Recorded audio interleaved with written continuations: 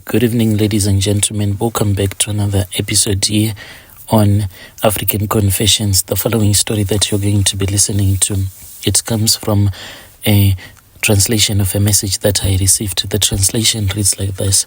Hello, how are you? Can you please post my own story as hidden identity?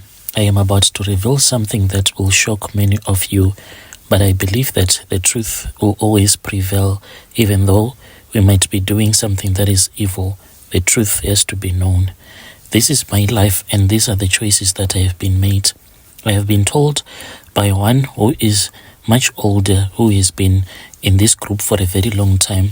He said that, my son, when you get the opportunity, it is a good thing. So he said that he had that when you die, if you confess, at least your punishment will be far much lesser than the one who will die without confessing. Some of you will judge me, some will fear me, and a few of you might even want to join me. But listen closely, because what I'm about to share is like anything that you have ever heard. I live in one of the wealthiest suburbs in Harare, Zim, a place where the only rich and powerful reside. Mansions, they line the streets, each and everyone more beautiful than the last. Imported cars are always a common sight with foreign number plates, and the people here, they are always wearing your designer clothes, flaunting their wealth as if we are in another country. But this lifestyle is not just handed to you, especially those that are like me, who were born poor, those that had to crawl their way to the top. There are secrets in these walls, and the wealth is often built on corruption, and others like me who do not have access to the corrupt deals. All that we can do is we can rely on the money-making rituals. I am part of this other group. We call ourselves the group of the altar of the blood. In this neighborhood, we do blend with the elite, and we attend your charity shows, we host lavish parties, and we do rub shoulders, those that can, with politicians, businessmen, and socialites. But underneath the surface, we live by our own code. We do not just work for our wealth. Most of us, we do come from the ghetto. Most of us, we were born poor, and we make sure that we use the energy of others to sustain it. When I say that we use the energy of others to sustain it, it's the bodily fluids that women produce when they are making love to a man. Our gatherings, they are always taking place at different mansions hidden from the rest of the world. This estate is unlike any other. From the outside, it is just an expensive, luxurious property, but in the inside, there are rooms. Each and every room, it tells a different story. That is where we sleep with different women. Always, there is a lot of symbolism, and we always have priests that will be watching over us when we are doing all of these orgies. And we usually have these young women, those ones that we meet at different clubs, those that are desperate for money. It is quite easy to get them on social media. Our rituals require that we sleep with women not using protection, and after that, there is a big clay pot that is always filled with the water that we use for the rituals. We all wash our manhoods after you would have ejaculated. Then you return back to the orgy. This is what we do, because when you are making love to a woman not using any protection, her bodily fluids will remain on your manhood. That is all that is needed by the demons that has offered us all of this wealth. Most of these women, they view us as blessers, and they really enjoy being with men like us who do not care how much we spend on our women. When we lie down with these women, it is not just for pleasure. We are on duty. We will be performing our duties.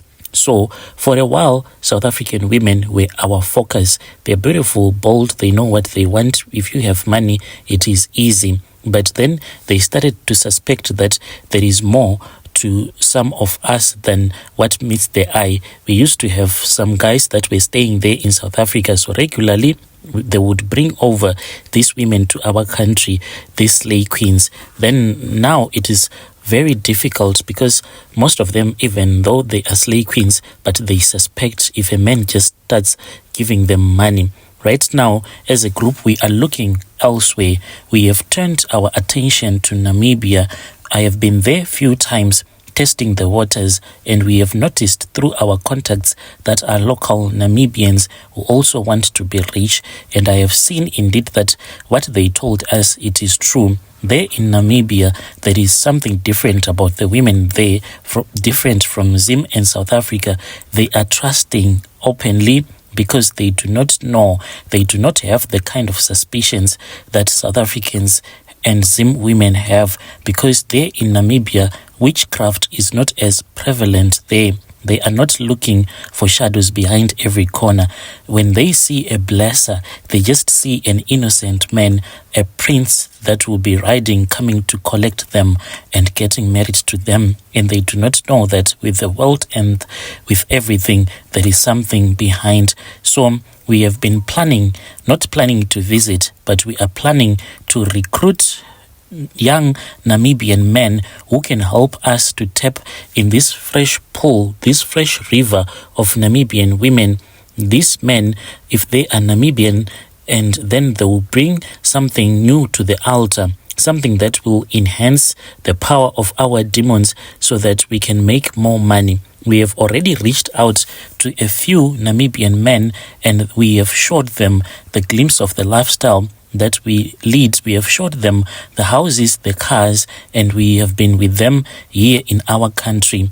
And they do know that once they join our club, there is no more returning back. So this is my own story, and this is what we have been doing, and this is what we live by. It is just that now it is a little bit different. Here and there, we do get those women that love money, that do not care if there are rituals that are being done, but there are some slave queens.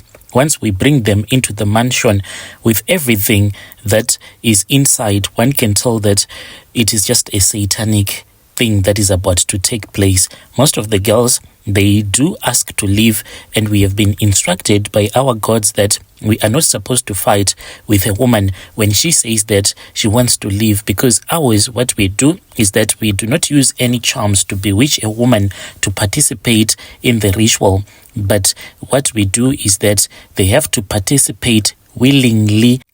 And unlike other clubs, that is the disadvantage that we have, for we are not allowed to force any woman to participate in the ritual by force. If we do that, then at the end of the night, we will be told that our sacrifices have not been accepted by our demons that give us money, and the punishment is quite severe. So that is why we are looking to broaden our horizons. Dear listeners, right there was a message that was sent to me by one of our dear brother. Strange things indeed, they do happen in this world. Can you just imagine? Yeah.